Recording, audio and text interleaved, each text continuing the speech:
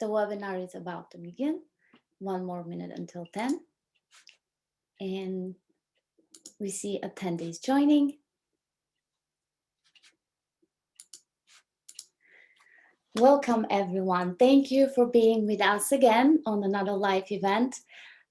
As the US-Bulgarian Chamber in America, we pledge to you to bring you up to date with everything that is happening around bilateral relations and trade issues. So today we will be discussing why it's important to have an attorney when you're establishing a business here in the United States.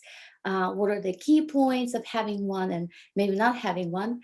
So I am Elise Nestorov, the CEO and President of the US-Bulgarian Chamber in America. As you already know, we are 501c6 nonprofit organization, membership organization established in 2019. COVID has forced us to become very virtual and online and global, which is a great thing. Therefore, we're in front of you with all these informational educational sessions. As you know, the Chamber is a bridge for US companies with interest in business in Bulgaria and Bulgarian companies present on the American market and individuals interested or having stake in the economic relations between the two countries. We do provide resources, advice, expertise on different issues when it comes to import-exports. So if you have any questions, please feel to reach to us. You can follow us on social media. We do have a LinkedIn, Facebook, Twitter, Instagram account. So just like us, follow us, and let us know how we can help you. And with that, it's my pleasure to introduce our advisory board member and also the organizer for this webinar today, Attorney Dobrina Austin. She's an immigration attorney and a civil rights advocate and the founder and managing attorney of Austin Law Group, a full-service U.S. immigration law. Dobrina is based in Dallas, Texas. She represents multinational companies, tech startups, individual entrepreneurs, and other entities before the U.S. Citizenship and Immigration Services, Department of Labor, U.S. embassies, and consulates. As a community leader, Dobrina serves as a volunteer attorney for the Human Rights Initiative in Dallas. She represents victims of domestic violence and victims of crime who have suffered substantial mental or physical abuse while in the U.S. In addition, Dobrina, like I already mentioned, she also serves on our advisory board, and she's also a member of the Global Chamber and our chamber. So with that, I would like to turn it over to Dobrina.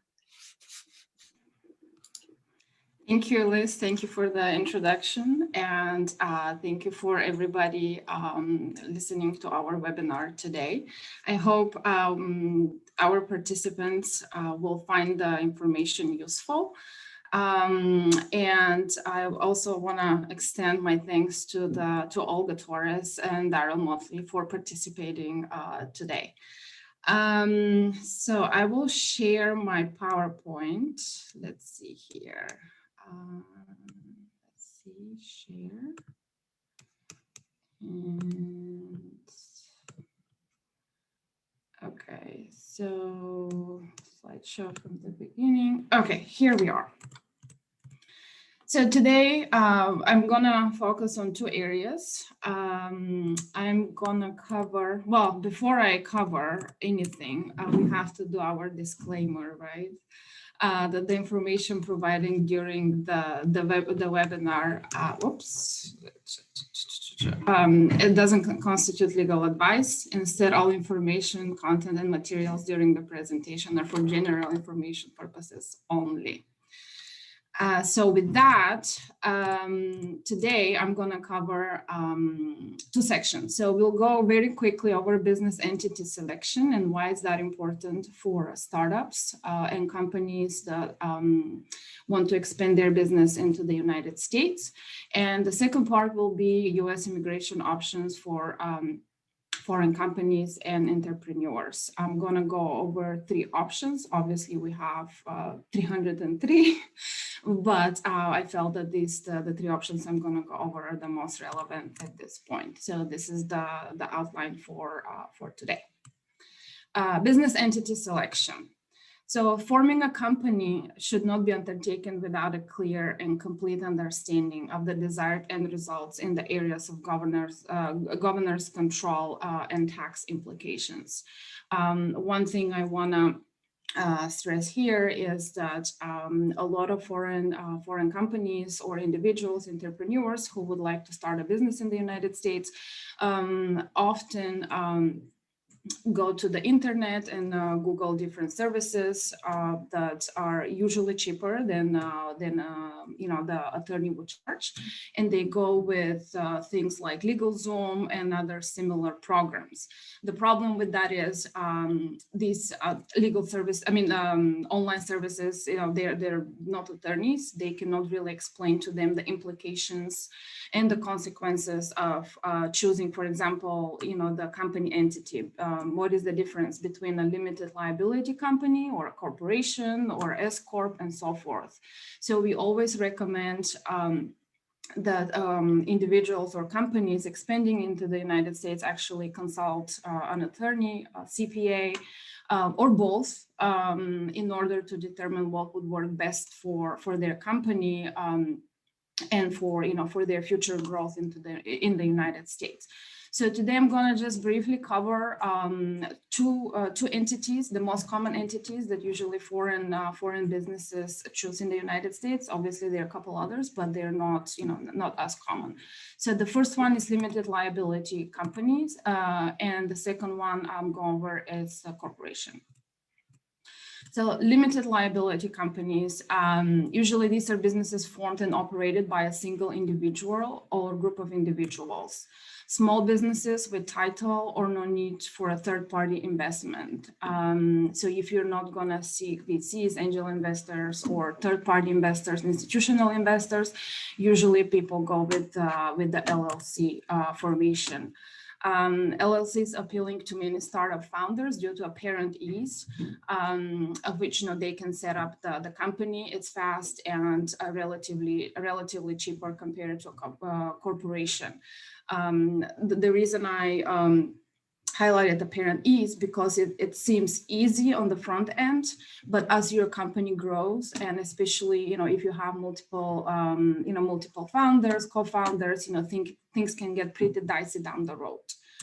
LLC is not required to have a board of directors, just a manager. That said, many of them do have, for governance reasons and possibly to look less like LLC to third parties. And those third parties usually are, as I said, VCs and angel investors, if they would actually consider even investing into a company that is structured as an LLC.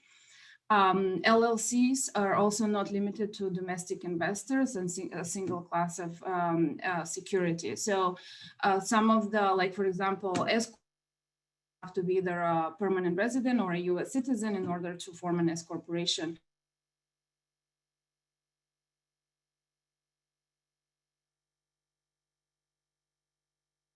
Where can come to the United States and form a company without, their status. It doesn't matter whether they're a visitor, a tourist, a legal permanent resident, or a citizen, or have no status. So LLC will allow them, that corporate structure will allow them to form. Their LLCs are governed and managed almost exclusively as a matter of contract law versus, established case law and statutes. And they're based on the governor based on the LLC owners to agree into the LLC operating agreement, sometimes called company agreement. So when you form an LLC, you have to have an operating agreement or a company agreement. As I mentioned prior, if you engage any of all these online companies like LegalZoom and similar services, often they don't draft your operating agreement, or they don't, or the company agreement. When the time comes to apply for your visa, for example, and immigration services request the operating agreement, then you have to go, to an attorney who can draft, and then you're going to be spending double the amount. Versus if you start with an attorney and then they do the right formation with the right documents. So that's the information. Oh, taxation. So one of the things, usually my clients, the first question is, oh, do I have to pay taxes? Well, yeah, it's the United States. That's the whole point. The LLC, it does not pay any income tax on its profits. All profits or losses pass to the individual owners. Basically, we don't have a double taxation with LLC. In conclusion, LLC structure is often the better choice for many closely held small businesses, including family businesses and companies not likely to raise money through angel investors, VCs, and other institutional investors. Now, I just want to highlight in terms of tax, I don't do tax law. It's highly recommended that foreign investors, entrepreneurs actually have a good CPA, a tax accountant, who can explain, their tax obligations, once they form the company. The second most popular business entity formation is corporation. So startups that intend to raise money from angel investor, VC firm, strategic third parties, partners are generally better served forming a corporation versus going with the LLC. A key advantage is readily available corporate forms, templates, commonly understood governance principles, greater legal certainty under statutes and case law, commonly understood generic classes of equity, commonly understood equity compensation alternatives, including tax advantage, incentive stocks, options. And we don't have investment restrictions on VCs and institutional investors. Taxation, as a taxable entity, a corporation must pay tax on its profit. Additionally, corporate shareholders may also pay taxes on corporate dividends, hence the risk of double taxation.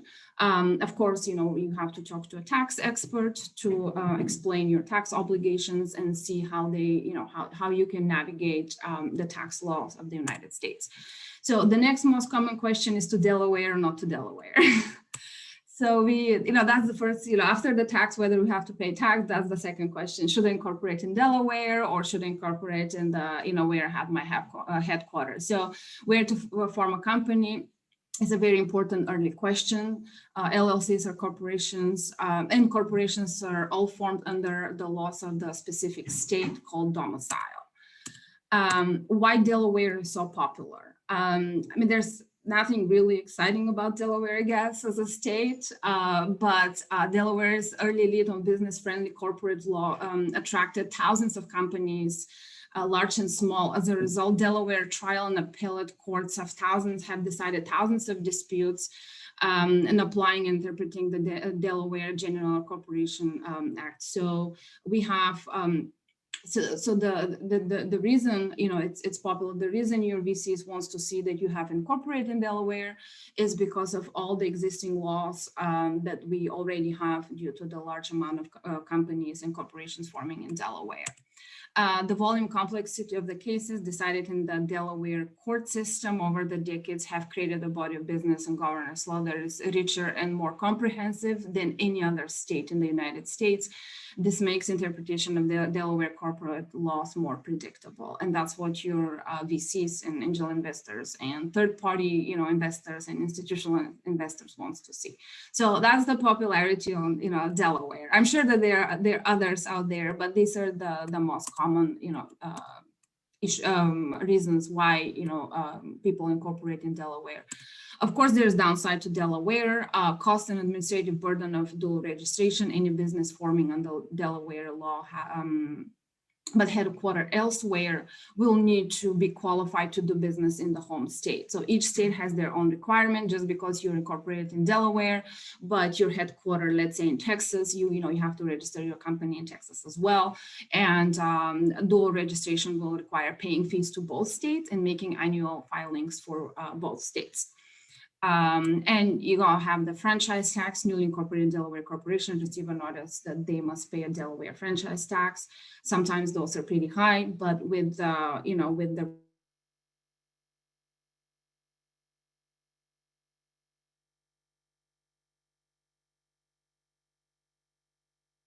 Entity selection can have profound implications for governors, contracts, financial options, and incentivizing employees with equity compensation, also attracting VCs, angel investors, third-party investors, and so forth. And that's my spiel on the business formation. Now we go to US immigration options for companies and entrepreneurs. Obviously, if you come to the United States and want to do business and live in the United States, you have to get the proper visa. A few years ago, Tony Blair said that a simple way to take measure of a country is to look at how many want in and how many want out. So what I have on the screen here is immigration roadmap in the United States. Obviously now, this is an old chart actually. Now this chart is probably 3 times longer than what we have right now. It's pretty complicated, but I'll try to just go over a few options that might serve our entrepreneurs and companies who want to join us in the United States. So the B1, B2 business and tourist visa. Pretty straightforward. If you come on a B1, it's a non-immigrant visa for persons who want to enter the United States temporarily for business, register your company, attend conference, meet with clients, and so forth. Usually people who are, whose intent is to open a business, they enter the United States on a B1. They open the business, we draft the agreements, we start collecting documents for their immigration work, and then they leave the United States and usually apply consular processing, which that's the right way to do it, or we change status in the United States. B2 is non-immigrant visa for persons who want to enter the United States, temporarily for tourism, visit Disneyland, Las Vegas, Statue of Liberty, and so forth. This is purely for tourism. So if your intent is to come and look for business opportunities, open up a company, do not enter on B2. It's better to enter on B1, and that's your first immigration tip. The next one is we have the E2 investor visa. Very common for foreign entrepreneurs and companies. US must have a treaty with the foreign national's country. Currently, United States has treaties with more than 80 countries, I believe. Most of the countries in Europe has treaties with the United States, some in the Middle East, and some in Asia. Usually we need an investment of around $100,000. A requirement is actually the regulations just say substantial amount of money. So, what a substantial amount of money is depends on, what kind of business you want to start or you want to buy.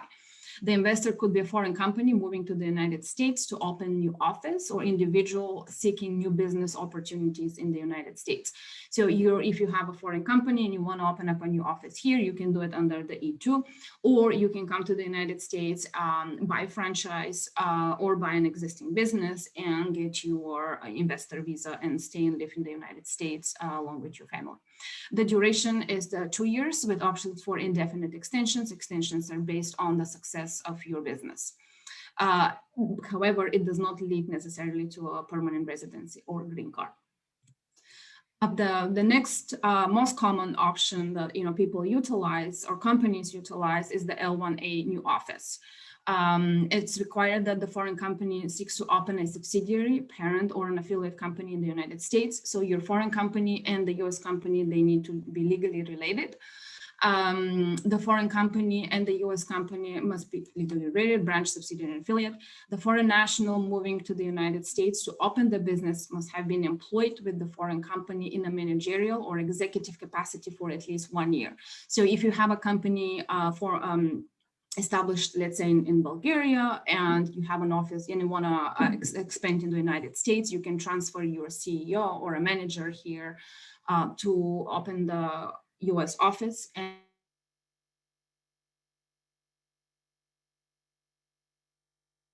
run the operations initially. Duration is 1 year, and then you can do subsequent extensions. And the benefit for the, utilizing this option is ultimately if you want to become a permanent US permanent resident, this type of visa leads to permanent residency and ultimately US citizenship if that's, that's what you want to do. And the last one that I'm gonna go over, it's actually just came up. Well, they actually, it started in 2017, and then they suspended the international entrepreneur parole. And now a month ago, they said that they will start they will start with it again, and people will, will be eligible to apply, of course, if they qualify. So unfortunately, United States does not have a entrepreneur visa necessarily. This is probably the closest that we have so far. So it's a good start, but not ideal. So under the international entrepreneur rule, the Department of Homeland Security may use its parole authority to grant authorized stay on a case-by-case basis to foreign entrepreneurs who demonstrate that they can run a business in the United States and that their business will provide significant public benefit through their business venture and so forth. Under this rule, entrepreneurs granted parole will be eligible to work only for their business in the United States. The spouses and children of foreign entrepreneurs might also be eligible to enter the United States and might apply for work authorization once present in the United States. So who is eligible? Applicant must have established U.S. startup business before applying for the parole, must hold an ownership interest in the startup, and the applicant must play an active and central role in the operations and not be just an investor. So here are the requirements: is must receive a capital investment of qualified US $500,000 qualified US investor, or at least $100,000 in grants. So it's very narrow, very specific. Not that many people will qualify, but we do have some who actually have US companies and have all these grants, and this will probably help them get a parole and come and grow their business in the United States. Approved entrepreneurs are paroled into the United States for an initial period of 30 months, and then they can do extensions depending on how successful that business is.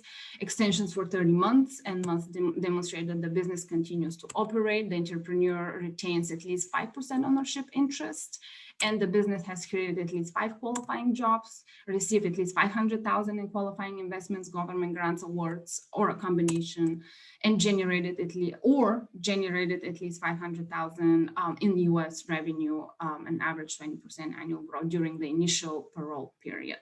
As I said, pretty limited, but we do have people who actually qualify and can benefit from the parole rule.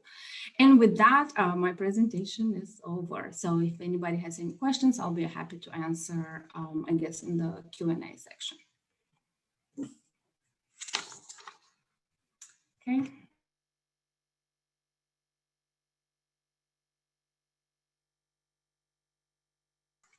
Our next speaker, and it's my pleasure to introduce my friend, Olga Torres. She's the founder and managing member of Torres Law, an international trade and national security law firm. In the area of customs, Olga Torres advises clients on important compliance matters, including custom ratings, classifications, country of origin, special duties programs such as NAFTA, focus assessments, CTPAT, and seizures of goods by U.S. Customs and Border Protection. She also assists with anti-dumping, countervailing duty matters before the Import Administration of the U.S. Department of Commerce. In the area of U.S. export control, Ms. Torres counsels clients on compliance with the international traffic and arms regulations, the U.S. Export Administration regulations, and the various embargo and sanction programs administered by the Office of Foreign Asset Controls. She regularly represents clients before the U.S. Department of State of Defense Trade Controls, U.S. Department of Commerce Bureau of Industry and Security, and the U.S. Department of Treasury. Due to her experience and qualifications, Ms. Torres has been selected for recognition in 4 consecutive editions of Who is Who Legal, Trade and Customs, a guide to the world's leading trade and customs lawyers, economists, and anti-dumping consultants. Chambers and Partners US has also listed Ms. Torres as a recognized practitioner in the areas of international trade, export controls, economic sanctions law. She has been rated for 4 consecutive years as a Super Lawyer Rising Star for Thomson Reuters Super Lawyers publication, a distinction given to less than 2.5% of attorneys. Ms. Torres was awarded the Global Attorney of the Year by the Dallas Global Chamber in 2018. In 2019, she was nominated for Compliance Lawyer of the Year at the Women in Compliance Awards in London, United Kingdom. Ms. Torres was recently reappointed by the US Assistant Secretary of State to the Defense Trade Advisory Group. She was previously an attorney in the International Cross-Border Transaction Group at Holland Knight LLP in Washington, D.C. Ms. Torres is licensed to practice law in Washington, D.C., the state of Texas, Pennsylvania, and the U.S. Court of International Trade. And without further ado, Olga, the stage is yours. Thank you for the long introduction. Very happy to be here. Thank you to Sabrina for the invitation, and of course to the US-Bulgarian Chamber of Commerce. I just want to confirm, are you being able to see my slides right now?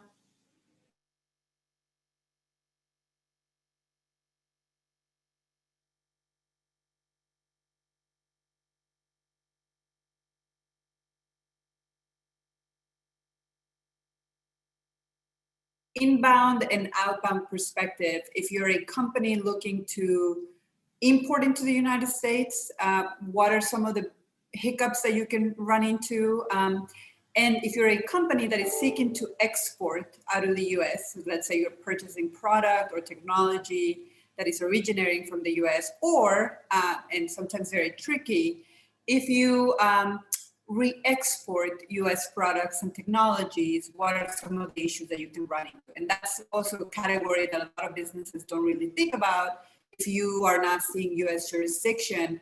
But if you move US product, even if it's not coming out of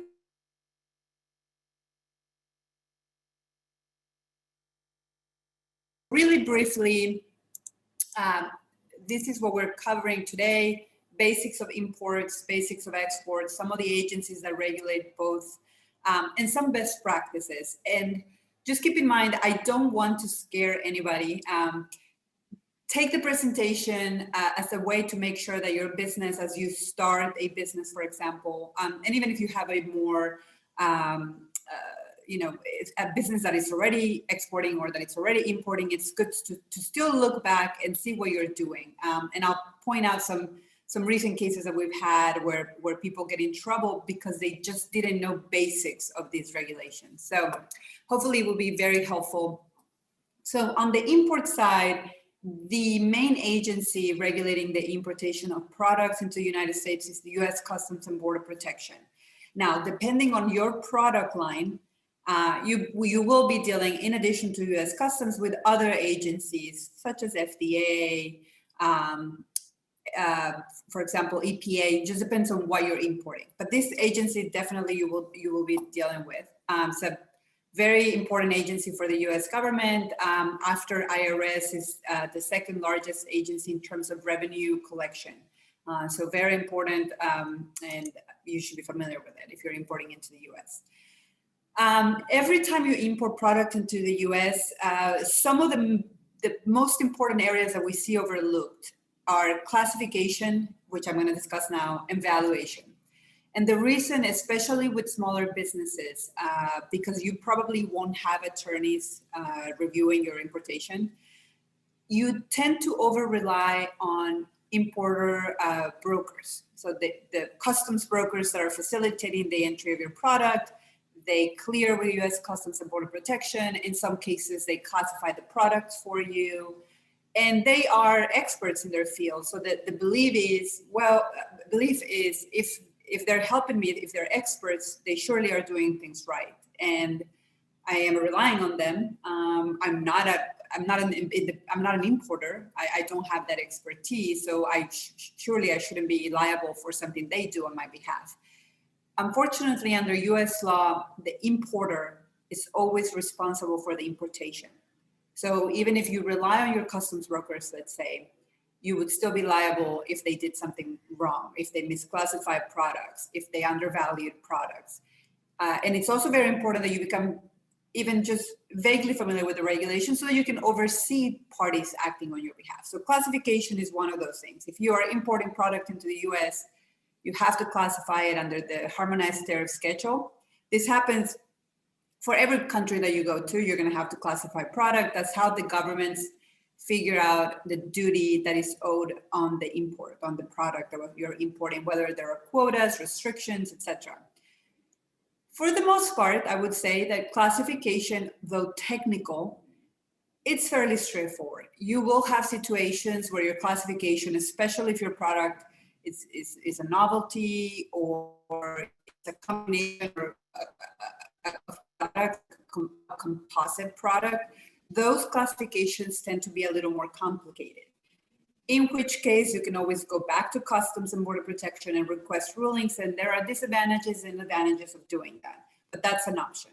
So when you're importing into the United States, or if you're already importing, find out what the classification of your products is. And if you are not happy with the classification that is currently being used, and change accordingly, because failure to classify your products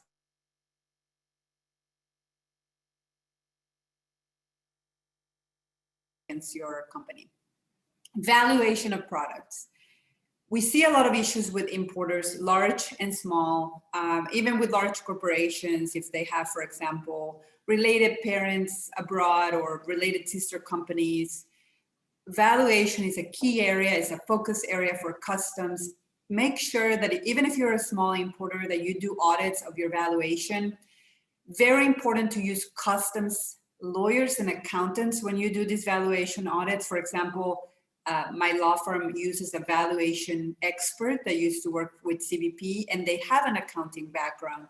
The reason being because a lot of people don't understand that valuation, for example, transfer pricing policies, they are different between IRS and customs regulations. So unless you're looking at specific customs regulations, you could have issues. And there are not that many experts actually, especially on the accounting side, that know how to do these reviews.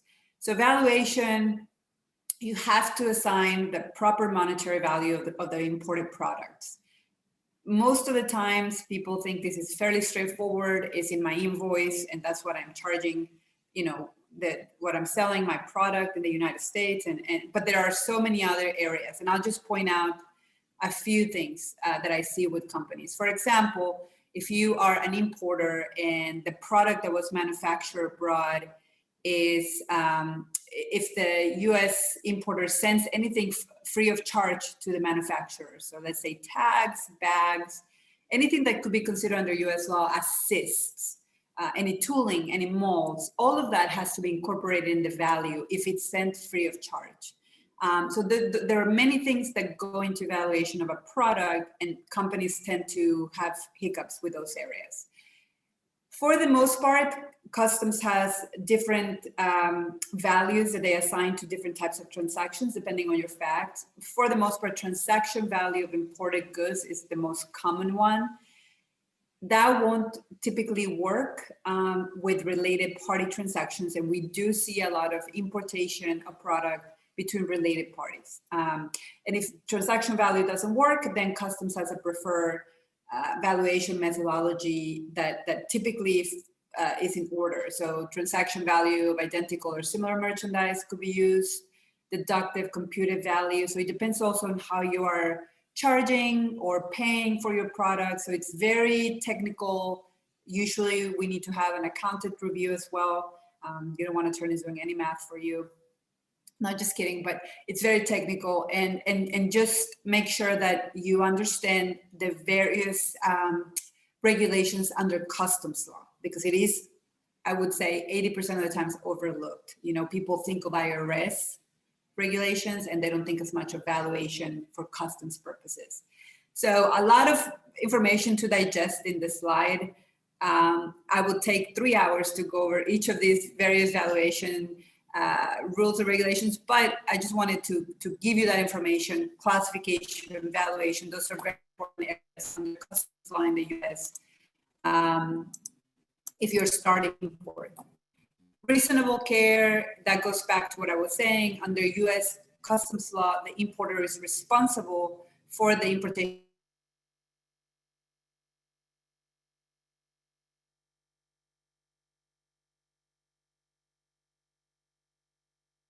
understand the regulations that apply to your product. And if you fail to follow the laws and regulations, there could be penalties. There are 3 different levels of culpability: negligence, gross negligence, fraud. depending on your level, that the penalties keep escalating. So if you're an importer, seek guidance from customs experts. You can start by going to attorneys. In many cases, most companies just start by going to customs brokers, which is fine. Just monitor what your customs brokers are doing and make sure that you have procedures in place to every 6 months or every year doing an audit of what they're doing on your behalf, what's being declared to the US government, just to make sure that everything is on track. And also very important, especially for startup businesses, make sure you keep all your records. We find this 90% of the cases, if we ask, what are your importation records? We don't know. Our customs broker has them. So you're required by law to keep your own record keeping. So keep all of that. It also helps you audit what they're doing on your behalf. Very easy fix that oftentimes gets overlooked. I just discussed customs brokers. You will have a customs broker. I always recommend try to keep the number to a minimum. Why? Because it allows you to better monitor what they're doing on your behalf. Surprisingly, especially when we look at larger corporations with different locations, we've had situations where a single client has 50 brokers, right? And everybody's filing on your behalf. They have their own systems. Sometimes they use different classifications just depending on how they decided to classify if they're not being monitored. Some of them are more responsive than others if you request documentation, or some of them are more knowledgeable than others as well.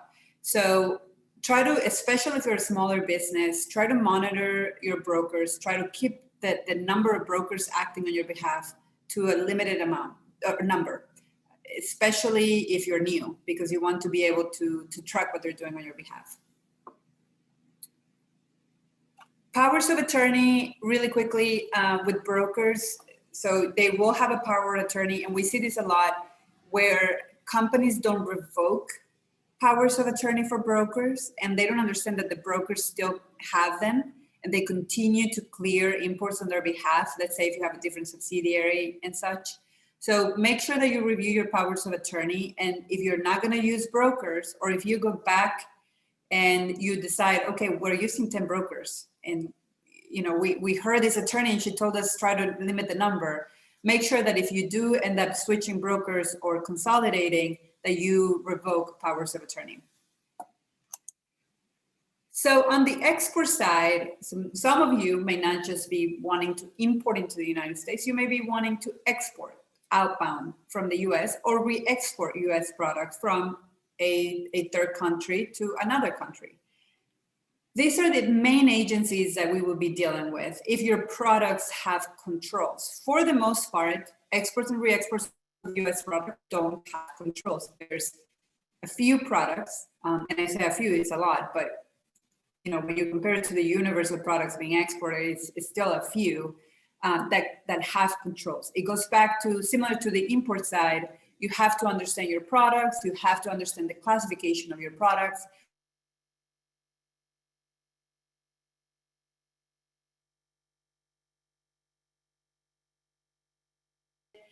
You have to deal with engineering departments, with chemists, with sometimes attorneys like us that will in turn read the regulations and communicate with your engineering department and try to figure out these classifications. And in some cases, we cannot figure it out based on how the regulations are written, or if your product is novel, and we have to reach out to the agencies for guidance. And in some cases, even the agencies fight each other because they don't know, who should be controlling the product. And it's a bureaucratic and complicated process. So suffice it to say, if you deal with software, if you deal with any sensitive, sensitive areas, defense areas, dual use items that could be used for military and commercial purposes, computers, supercomputers mainly. Look at the lists that I'm going to show you in the next slide. So under the defense side, we have DDTC, which is under the Department of State. So they're going to be regulating defense items, defense technologies. Bureau of Industry and Security, that would be the agency that really regulates most of the exports. If you have dual use items, they can be used both commercially and for military purposes. You still need licenses, penalties are still pretty high if you don't end up obtaining licenses. You also have US Census Bureau. US Census Bureau is mainly for statistical purposes, but there are penalties that attach with those regulations as well.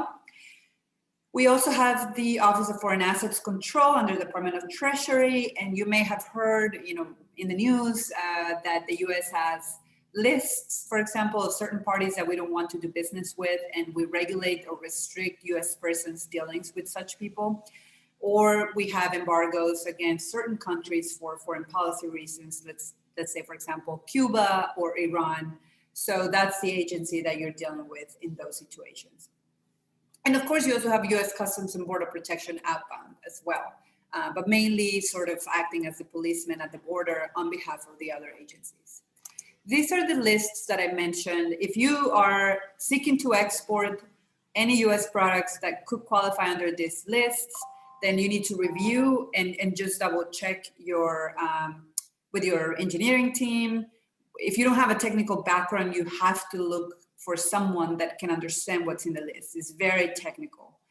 And again, if your products do not fall under any of these lists, then most likely you don't have to deal with these regulations and with these agencies, except maybe OFAC if you're still exporting US product. If you are exporting from the US or US product, or if you're a US person, wherever located, make sure that if you're selling products that you are conducting the party screening. Now, if you have a lot of volume, we always recommend try to get a software that is, typically they're subscription based and they do the denied party screening for you. You can do it in bulk. If you have a lot of transactions, in some cases, some of the software, especially the more sophisticated software out there,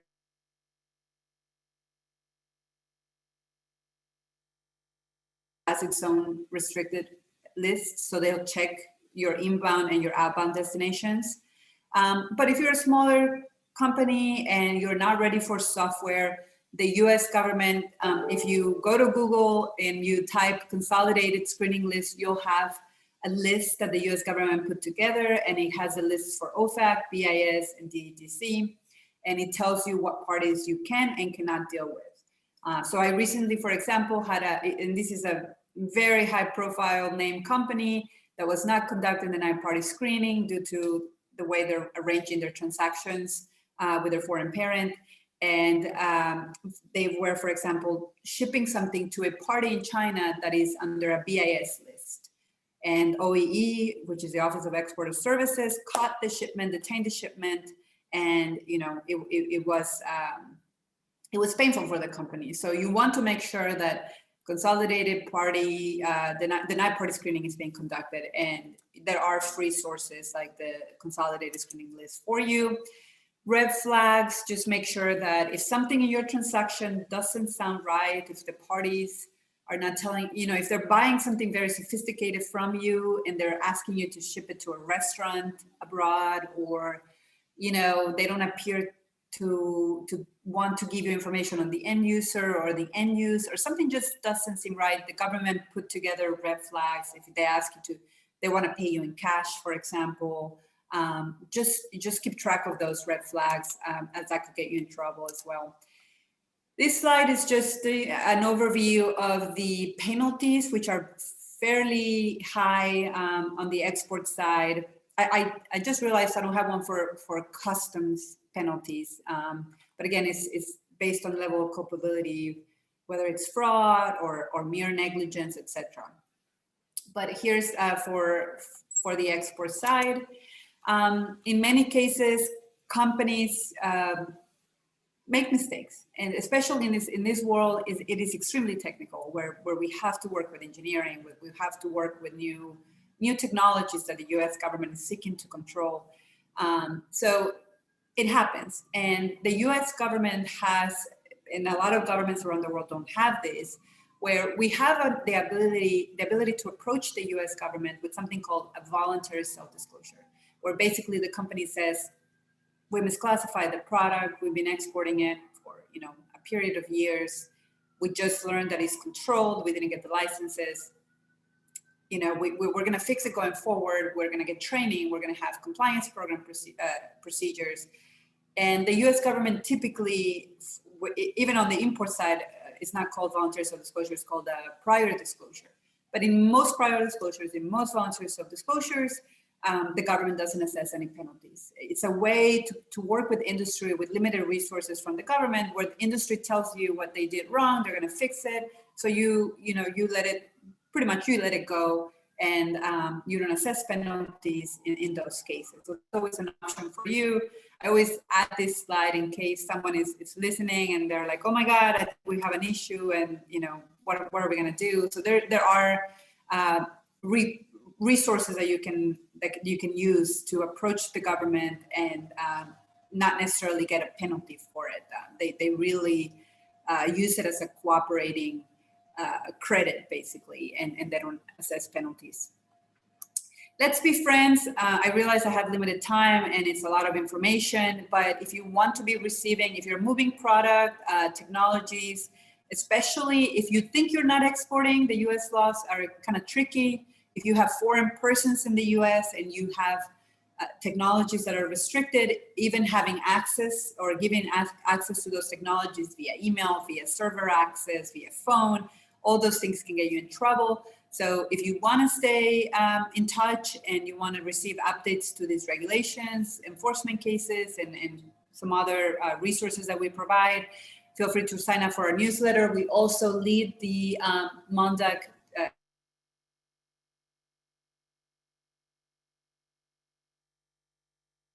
people to review and self-study.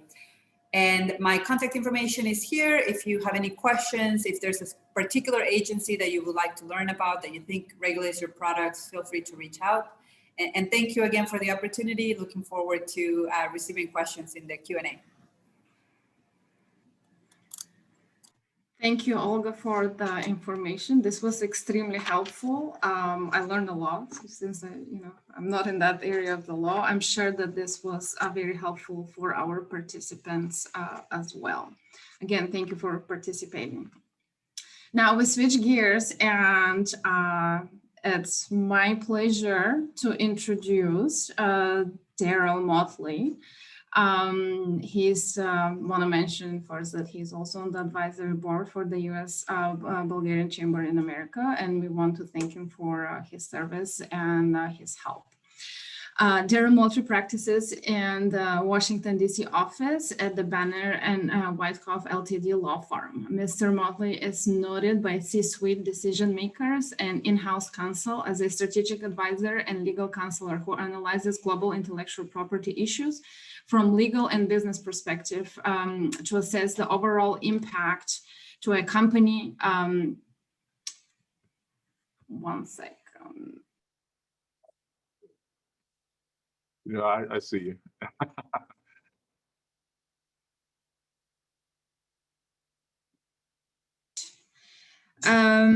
For issues from legal and business perspective to assess the overall impact to a company top, middle, and bottom lines. Mr. Motley is a designated super lawyer by Thomson Reuters, has worked extensively with startups, privately and publicly held companies as virtual in-house counsel and as lead counsel on a wide area of intellectual property issues. Mr. Motley advises on disruptive innovation and high technology intellectual property matters in a wide variety of fields, such as cybersecurity, artificial intelligence, telecommunications, internet-related technologies, medical devices, and electromechanical technologies. Prior to becoming a lawyer, Mr. Motley was an engineer in private practice in the federal government and a commissioned officer in the U.S. Air Force Reserves. Mr. Motley is a past president of the District of Columbia Bar in Washington, D.C. Mr. Motley chaired the D.C. Bar Global Legal Practice Task Force, studying the impact of globalization and on the legal profession. Mr. Motley is an adjunct faculty member of the George Washington University Law School and Howard University School of Law. Mr. Motley has been named an IP star in the United States and in the District of Columbia by managing intellectual property in 2013 to 2020. Mr. Motley is listed in the world's leading patent professionals for 2017 to 2020. Mr. Motley holds a law degree with honors from the George Washington University, a master's of business administration, a bachelor of science in engineering, science and mechanics from Virginia Tech. And without further ado, Daryl, the stage is yours. Thanks, Marina. That's a very kind introduction. I'll start. It's funny. Thank you for that. So I'm going to share my screen. Hopefully it'll work here. And hopefully you see that. I'm going to go in intellectual property law, kind of a more faster approach, and to cover a couple of things, a few things you need to know coming in the United States. So just to generally on a bigger, broader scale, IP is a competitive tool. Part of the company's strategic business plan, and rights, can be lost if not acquired and used properly and protected. And some of these issues go into the ARA, ITAR, naming, and everything else part of this. So it's interesting. So IP areas, these are some general areas: patent, trademark, copyrights, tangible assets, trade secrets, different things. McDonald's, that's the old patent now. And there's a kind of a rubric that companies will follow on the patent side. It could be utility, design patent, trade secrets, copyright, and trademarks. I'm going to focus today more on the trademarks for companies coming in the US on the trademark side, but I'll explain a little bit about the patent side. So if your company coming in the United States, maybe you have another product in Bulgaria, a new product you're developing. One of the things you just got to look at is there's a in Europe, once you disclose it in Europe, there's put it in public use or anything else. There's no grace period for your product. So we do represent companies in Europe that want to actually get technology imported in, or have companies start in the United States. And if they're fairly new and the products had not been launched yet in Europe, you can come in the US and get like patents in Europe and US. If you launch it already in Europe, once you launch, you have 1 year to file in the United States for patent applications. We'll talk about that later. But that's just one aspect to kind of the US has a utility information, a grace period. If you're in Europe on designs, you have a year to on a year, because I practice doing European law with my European counsels friends as well. But primarily on utility, it's 1 year grace period in the United States, but in Europe you don't. So let's focus on a couple things on the branding, company name, and the trademarks. Sabrina covered some of the entity selection, and part of the selection and branding is naming, and we've seen that some folks come in. So I'll look quickly. Trademark, source identifier, I won't go to detail on this. We kind of know, we think we know what trademarks are. Goods and services, so you have a lot of these companies, you have a name coming in, you name your software or whatever it may be. And so, we say I got a trademark and say, okay, we need to kind of get it registered, or we have a name of your company. So what can be trademarks? A lot of things, potentially, as long as it kind of deals with your company area. If you're a company that's formed outside the United States, you try to file in the United States. If you need a domestic representative, and need a U.S. lawyer. The law was changed 2 years ago, where if you try to file outside the U.S., you have to have a U.S. lawyer to file trademark applications for you in the United States. Patent and Trademark Office, similar to the Commerce Department and the BIS issue. The Commerce Department handles a lot of different important issues as well on the trademark side and the patent side. On protection, there's some folks who like file applications, potentially try to file them in the United States with these internet services similar to forming corporations internet services, and they don't really look at analyze your mark to make sure that it possibly can be registerable. And in some ways to look at it is there's a sort of a rubric about types of marks, and we try to look to make sure they're at least arbitrary and fanciful, meaning they're so made up marks, not made up. Sort of an example, if you're an Apple, and I'm just going to use this very loosely, if you're an Apple importer importing apples, you're not going to get a trademark on apples. But if you're an Apple computer wanting to get an Apple trademark on an Apple for computer, that's okay. That's more of a suggestive, arbitrary but if apple for an apple farmer would be generic. So it's just the way we look at that. So that's a way to analyze these areas. So we have different marks. I know we don't have a lot of time, so I'm just going to cover these a little bit. There's these fanciful arbitrary marks, like Exxon, Sony. You don't know what they mean for anything. Words, suggestive sort of explains sort of possibly can mean something else. There's some recent patent office examiners are going right to saying things are generic, which is a problem. But I just want to cover these real quick. And descriptive it's really tough to get. We get some things that are called merely descriptive because they say that if you're filing like say parking applications or software applications that sound kind of a way it sounds like it is descriptive of what it does. There's a competition in the United States, but we can still possibly get them registered under merely descriptive under circumstances. Just explain that can be happening if we're using them. We look for things that have like called secondary meaning. I won't go into detail on this one. Just want to kind of give you some attorney will say, well, we can come up with this if we have a way of showing that it means more than what it means in the marketplace if you develop something else. So if you've been selling products in let's say in Bulgaria for a very long time, we can talk about potentially there may be some the secondary meaning for products for the trademarks that may sound descriptive of what it is.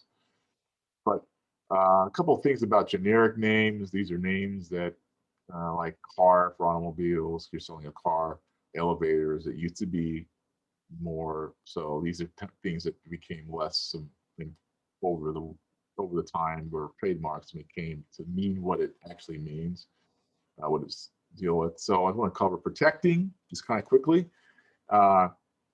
So you come to the United States, you want to have your name, and so a couple of things you can protect it in registration USPTO, which is preferred.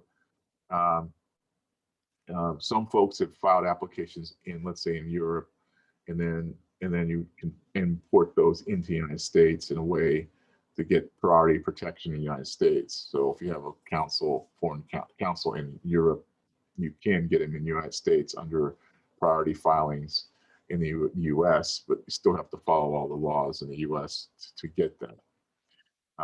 So let's say you do want to, you get your company name, for example, and you get it registered. These are all the kind of rights you get.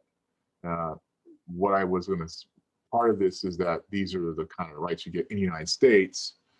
But what happens, I'll go a little bit over what happens if you don't do it. I'll explain that later. But part of what you want to do in the United States, even the name selection, let's say Brina talked about the Delaware corporation or not, a company name comes in, you form a name in Delaware, and let's say the name is searched in the Delaware register, and it's not close to some other name in the Delaware register, but the name could be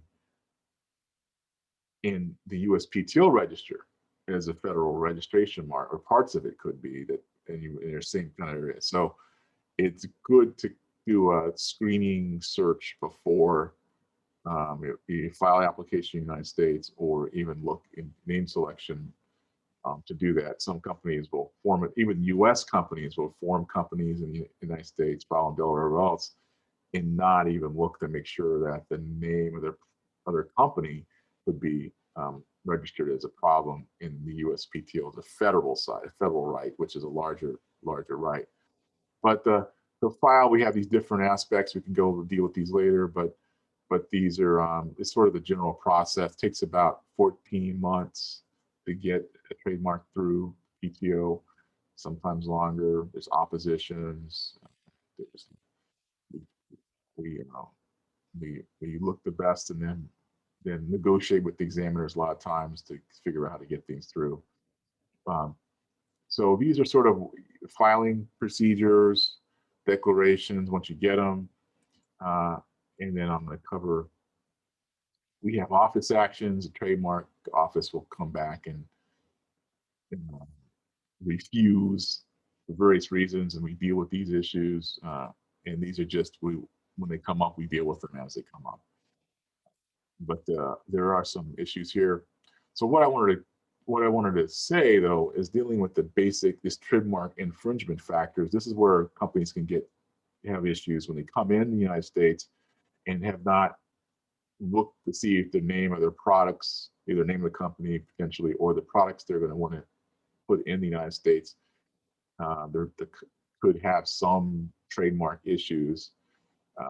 As Olga talked about, there's probably on the CBP side, unknowingly you don't know, but sometimes some people import products in, and the CBP will have a list of trademarks and they'll hold them at the border and they'll call the trademark holder. So you don't want that to happen. So you want to kind of search, make sure that you don't have any issues before you import in the product. So this is sort of a list that that the trademark holders will use and attorneys will use to kind of make sure that the company that comes to us doesn't have an issue of import of the trademark issue in the United States, or even coming out of the United States, coming in and importing it, or just selling in the United States just as a U.S. company as well. So these are different kind of like DuPont factors, but the issue becomes with the name and the products. You want to make sure that you kind of clear your name, and clear the products you want to come in with the name of the product, and it could be anything, software, literally anything that you in the United States about. And then sometimes we have these issues of opposition and cancellations. Oppositions are where the person has a pending mark, and you want to oppose it. Other times, there's maybe a name of a company that's out there, they're not using it, and they hadn't been using it for a while, but it could block your registration of your name or product coming in. Then there's procedures to cancel, cancel for non-use, to get it off the register. The patent office really doesn't do that. They rely on the public to do that work. Let's see here. So just to kind of give you some infringement issues, is what kind of happens in an infringement, and the issues we need to look at. You may get a demand letter, hopefully you don't. So you get demand letter, we look and see if that's an issue or not. But if you have a trademark, you can do that as well. And then there's different remedies and different complaint processes to deal with. This is outside of the trademark office. This comes to be more of a potential court issue as well. We want to try to avoid that. And then there's issues in the state courts, the industrial trade office, and just different laws that we have to deal with, that we don't want you to be involved in any of these if possible, if you're kind of coming in a new company. And then this is the overview, and I will stop at there. So that was pretty quick. Sorry about that. Let's see. So that was very quick kind of run through. On the IP side, there's a lot you can cover. I want to cover I thought the most possible issue that would come up for companies, but on the patent, I try to practice patent law and everything else, other things too. So with that, I will stop. And I know we're close to 11, so or 10. So thank you very much.